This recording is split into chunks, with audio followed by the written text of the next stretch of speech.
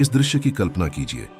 एक शांत रात, चारों ओर सन्नाटा है और आप आईने में खुद को देख रहे हैं। अचानक आप कुछ अलग महसूस करते हैं।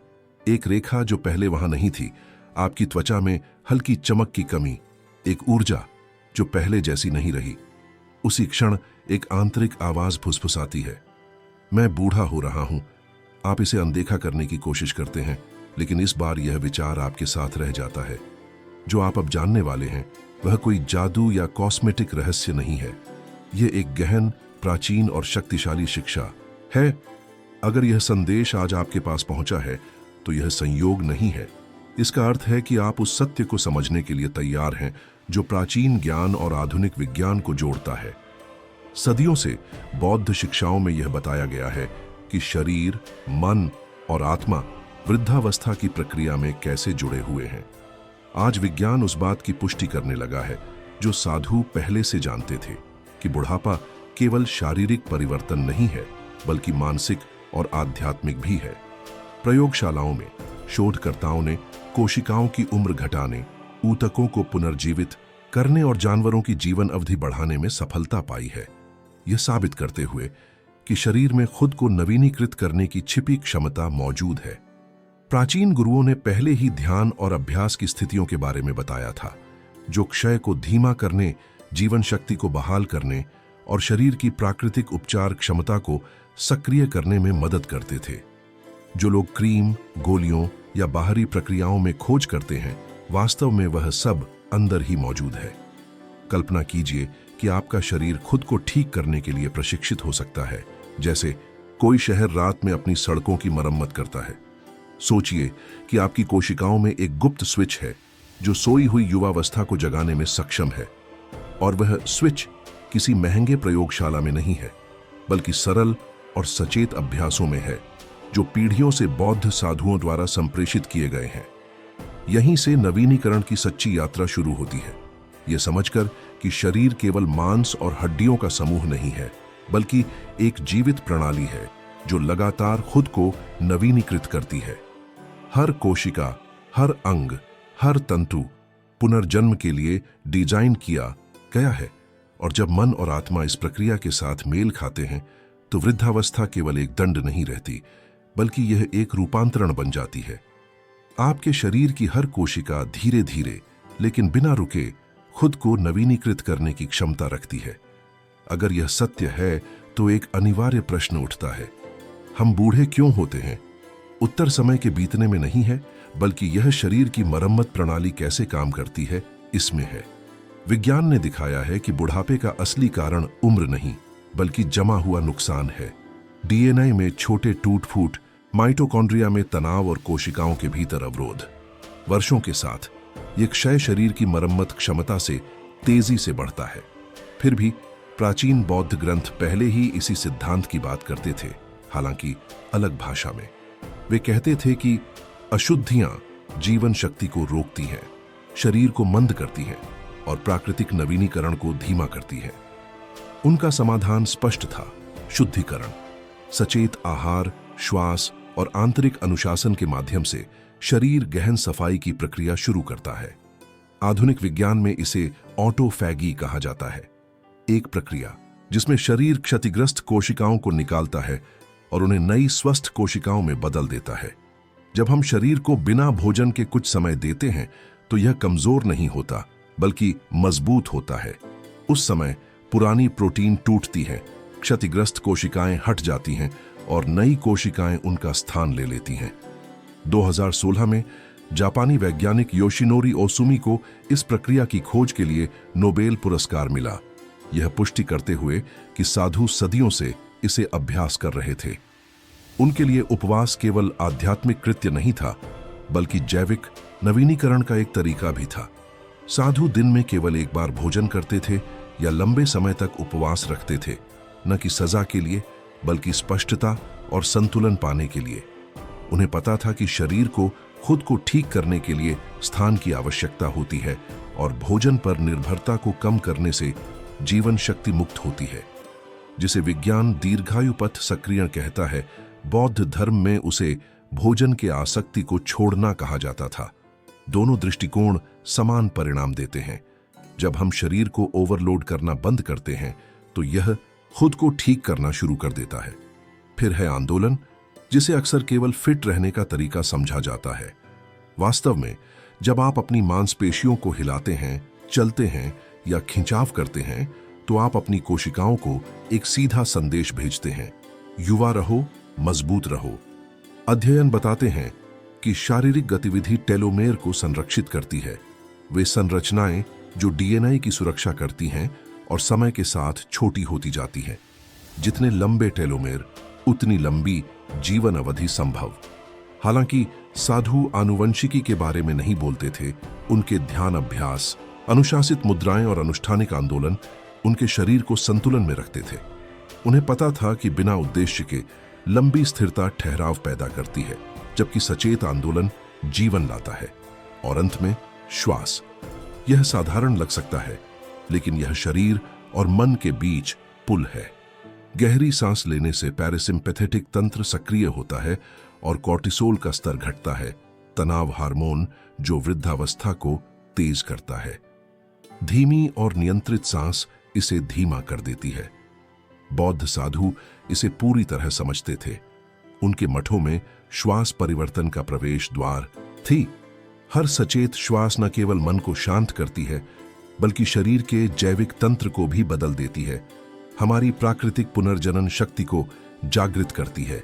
जब आप सचेत रूप से सांस लेते हैं तो आपका हृदय शांत होता है, रक्तचाप संतुलित रहता है और यहां तक कि आपका डीएनए भी सुरक्षित रहता है। लेकिन केवल श्वास ही वृद्धावस्था को प्रभावित नहीं करती। आहार भी एक महत्वपूर्ण भूमिका निभाता है, जो केवल कैलोरी गिनने से कहीं अधिक गहरा है। आधुनिक विज्ञान ने साबित किया है कि कुछ खाद्य पदार्थ ऐसे जीन सक्रिय कर सकते हैं जो कोशिकाओं की मरम्मत के लिए जिम्मेदार हैं, जबकि अन्य सूजन और क्षय को बढ़ावा देते हैं। अतिरिक्त चीनी, प्रसंस्कृत तेल और परिष्कृत उत्पाद शरीर को भीतर से ऑक्सीडाइज करने वाले ईंधन की तरह कार्य करते हैं। इसके विपरीत प्राकृतिक खाद्य पदार्थ जो एंटीऑक्सीडेंट, फाइबर और सूक्ष्म पोषक तत्वों से भरपूर हैं, उस नाजुक मशीनरी की रक्षा करते हैं जो आपके शरीर को सामंजस्यपूर्ण रूप से कार्य करने में सक्षम बनाती है। बौद्ध साधु पहले ही सचेत आहार का अभ्यास करते थे, जो मुख्यतः पौधों पर आधारित होता था, न कि फैशन के लिए, बल्कि इसलिए कि वे जानते थे कि हल्का आहार मन को स्पष्ट, शरीर को लचीला और वृद्धावस्था की प्रक्रिया को धीमा रखता है। आज रात आप खुद से पूछ सकते हैं, क्या आप अपनी क्षय को पोषित कर रहे हैं या अपनी नवीनीकरण को? हर भोजन, हर सांस और हर कदम आपको बीमारी की ओर खींचता है या आपको जीवन शक्ति की ओर वापस ले आता है। हालांकि शरीर केवल संपूर्ण का एक हिस्सा है। भले ही आप पोषण ठीक से ले रहे हों, अगर आपका मन तनाव, भय या निरंतर शोर से भरा है तो आप तेजी से बूढ़े हो सकते हैं। मन केवल वृद्धावस्था को प्रभावित नहीं करता, यह उसे नियंत्रित करता है। हार्वर्ड के शोधकर्ताओं ने एक प्रयोग किया जिसमें वृद्ध पुरुषों को 20 साल पहले की दुनिया का अनुकरण करने वाले वातावरण में रखा गया। केवल 1 सप्ताह में उनकी दृष्टि, स्मृति और मुद्रा में सुधार हुआ। उनके शरीर वास्तव में यह मानने लगे कि वे युवा हैं। यही सोच की छिपी शक्ति है। बौद्ध धर्म सिखाता है कि मन वास्तविकता का वास्तुकार है। धम्मपद में कहा गया है, हम जो कुछ भी हैं वह हमारे विचारों का परिणाम है। यदि आप मानते हैं कि बूढ़ा होना अपरिहार्य और क्षय की प्रक्रिया है, तो आपका शरीर उसी आदेश का पालन करेगा। लेकिन अगर आप अनित्य को हानि के रूप में नहीं, बल्कि नवीनीकरण के अवसर के रूप में देखते हैं, तो आपका शरीर संतुलन और शक्ति के साथ प्रतिक्रिया करेगा। ध्यान उस समझ तक पहुंचने का पुल है, एक अभ्यास जो मन को शांत करता है, शरीर को तनाव के बोझ से मुक्त करता है और अंदर से पुनर्युवक ऊर्जा को जागृत करता है। बौद्ध अभ्यास के मूल में एक ज्ञान है जिसे आज विज्ञान पुष्टि करने लगा है। ध्यान न केवल मन को शांत करता है, बल्कि मस्तिष्क की वृद्धावस्था को धीमा करता है, टेलोमेर की रक्षा करता है और तनाव के स्तर को घटाता है। अध्ययन बताते हैं कि रोजाना केवल कुछ मिनट का ध्यान मस्तिष्क की ग्रे मैटर बढ़ा सकता है, खासकर उन क्षेत्रों में जो स्मृति और सीखने से जुड़े हैं। जो पहले ज्ञान की ओर मार्ग था, आज वह दीर्घायु के लिए एक शक्तिशाली उपकरण भी बन गया है। तनाव, कड़वाहट और असुलझे आघात एक चुपचाप विष की तरह कार्य करते हैं। यह आपकी जीवन शक्ति को चुराता है और अदृश्य वर्षों को जोड़ता है। इसके विपरीत क्षमा, करुणा और आभार सच्चे युवावस्था के अमृत है। आधुनिक विज्ञान इसे समर्थन देता है। आभार का अभ्यास सूजन को घटाता है, सहानुभूतिपूर्ण ध्यान प्रतिरक्षा प्रणाली को मजबूत करता है और क्षमा रक्तचाप को स्थिर करने में मदद करता है। आपकी भावनाएं क्षणिक नहीं है।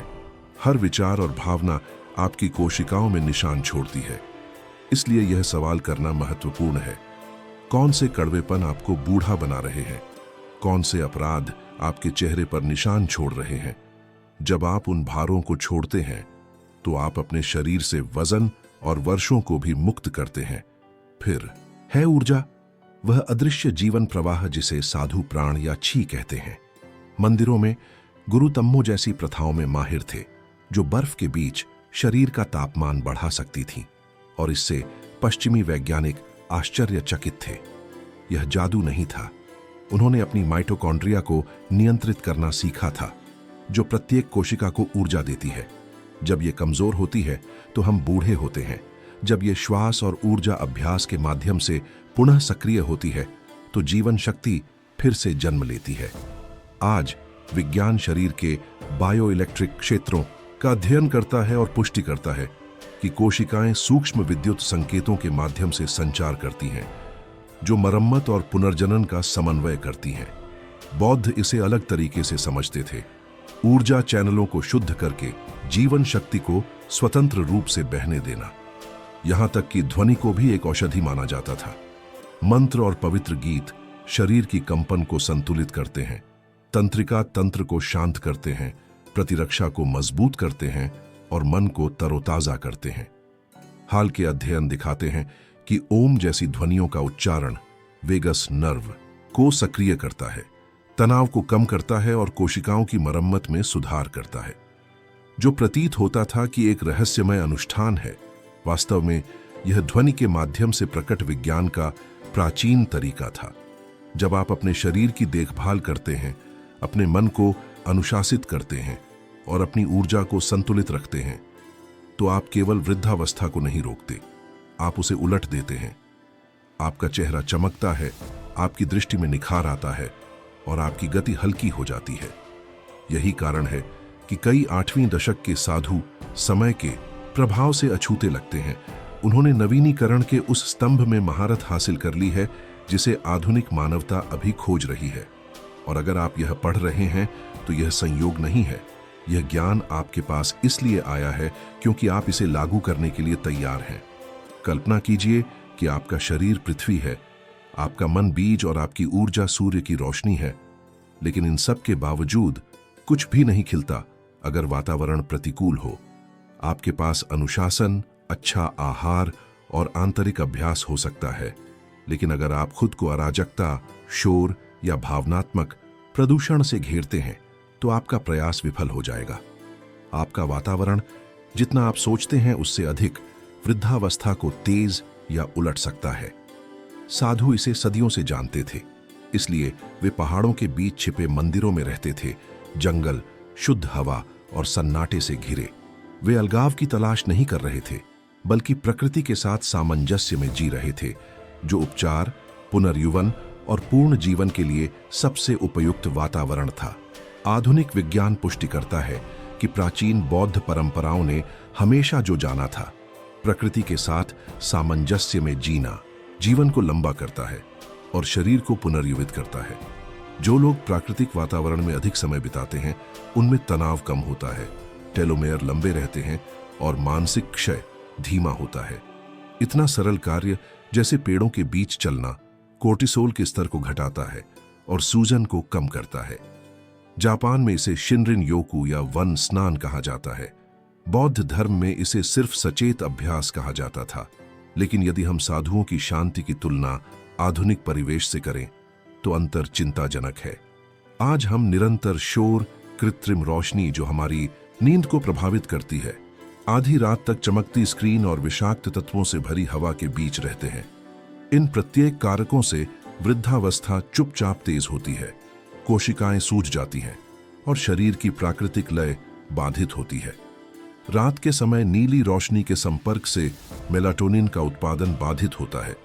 वह हार्मोन जो आराम और पुनर्जनन को नियंत्रित करता है। वायु प्रदूषण फेफड़ों और हृदय को नुकसान पहुंचाता है। शहरी शोर तनाव हार्मोन बढ़ाता है और डीएनए को क्षति पहुंचाता है। इसीलिए किसी भी प्रकार का ध्यान पूरी तरह से विषाक्त जीवन का प्रतिपूरक नहीं हो सकता। उस वातावरण को बदलना आवश्यक है। फिर भी बौद्ध धर्म सिखाता है कि वातावरण केवल भौतिक नहीं है, बल्कि मानव और भावनात्मक भी है।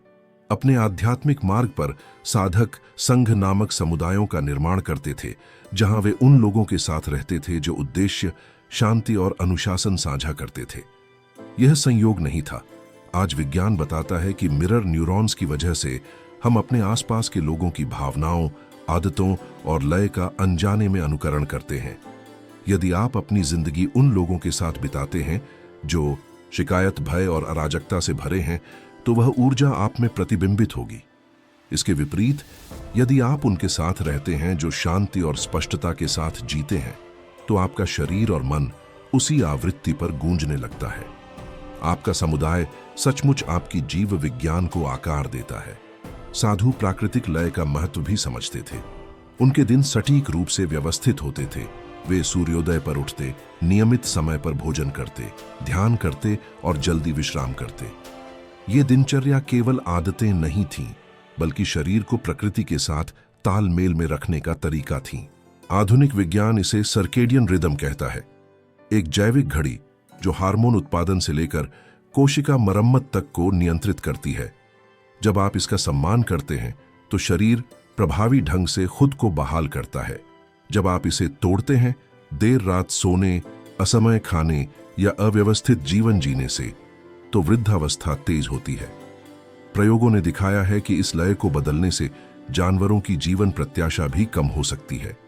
व्यवस्था युवावस्था बनाए रखती है, अव्यवस्था उसे घटाती है।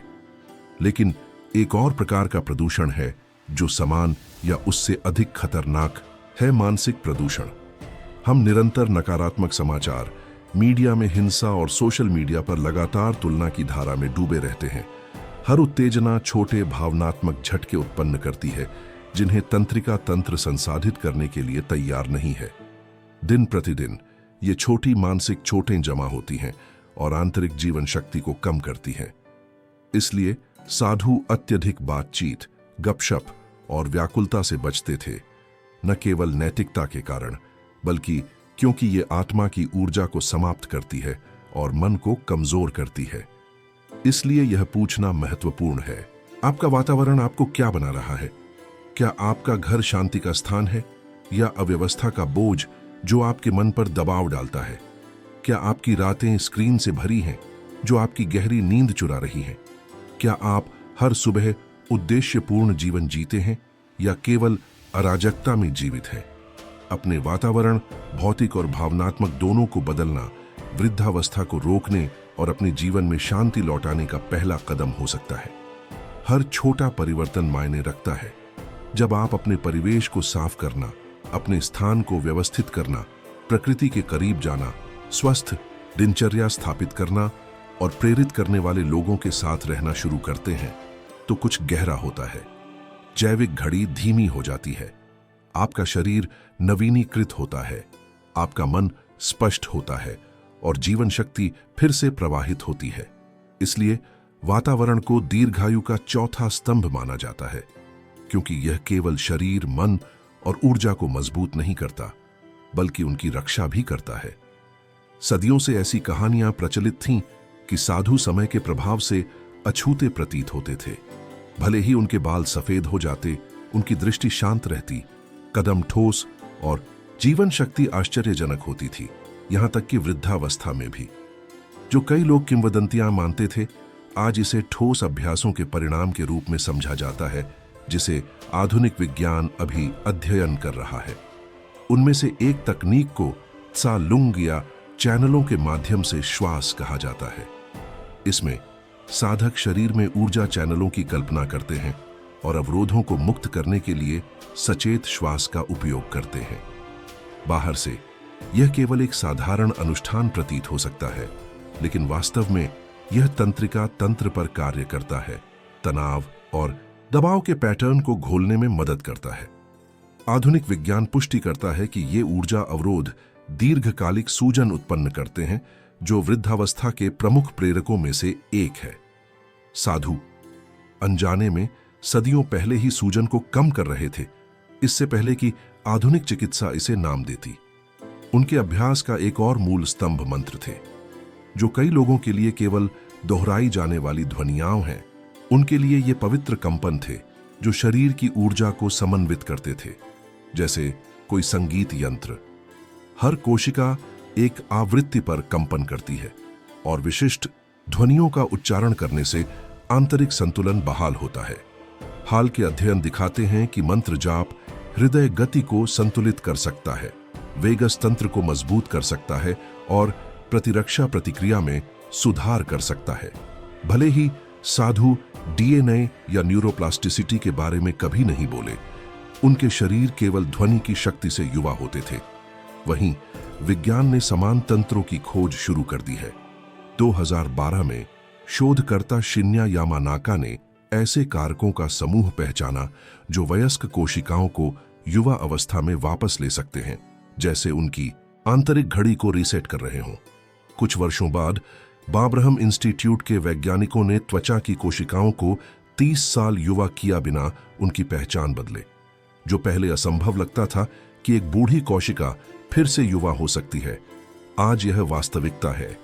जिसे साधु जीवन ऊर्जा का नवीनीकरण कहते थे, आधुनिक जीव विज्ञान इसे कोशिका पुनः प्रोग्रामिंग के रूप में वर्णित करता है। एक और हाल की खोज जो प्राचीन शिक्षाओं से मेल खाती है वह है सेनोलिटिक्स, जिनका उद्देश्य जॉम्बी कोशिकाओं को निकालना है।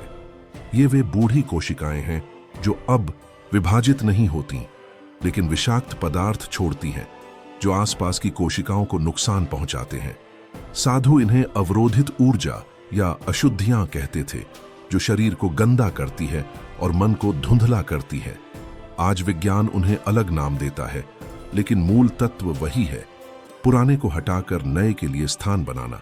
इस प्रकार जो पहले मंदिरों और मठों में अभ्यास किया जाता था, अब प्रयोगशालाओं में भी उसका अनुवाद मिल रहा है। सच्ची युवावस्था केवल समय पर निर्भर नहीं करती, बल्कि मन, शरीर, ऊर्जा और परिवेश के बीच संतुलन पर निर्भर करती है। जब यह सामंजस्य बहाल होता है तो वृद्धावस्था केवल एक दंड नहीं रहती, बल्कि इसे उलटने योग्य प्रक्रिया बन जाती है। आधुनिक विज्ञान इन कोशिकाओं को सेनेसेंट कहता है।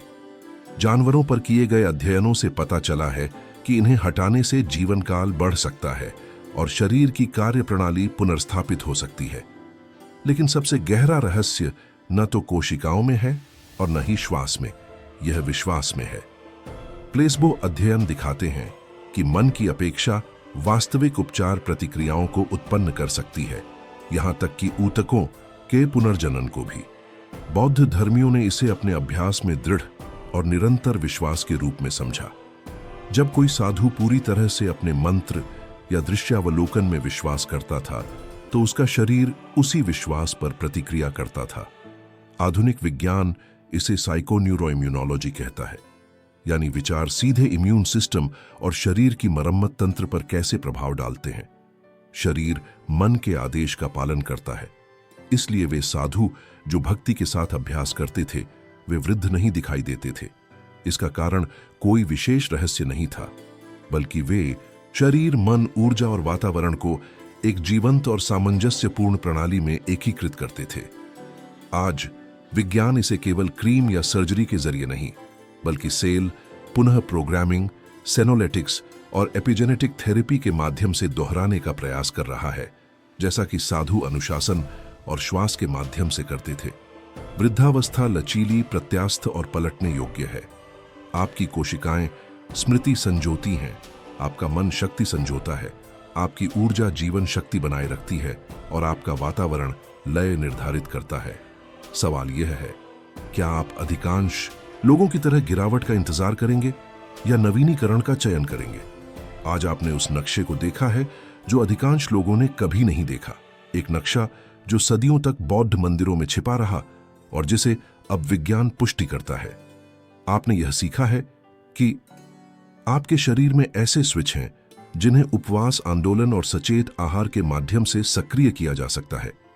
आपका मन तनाव और भय से मुक्त जीन घड़ी को धीमा या पलट सकता है।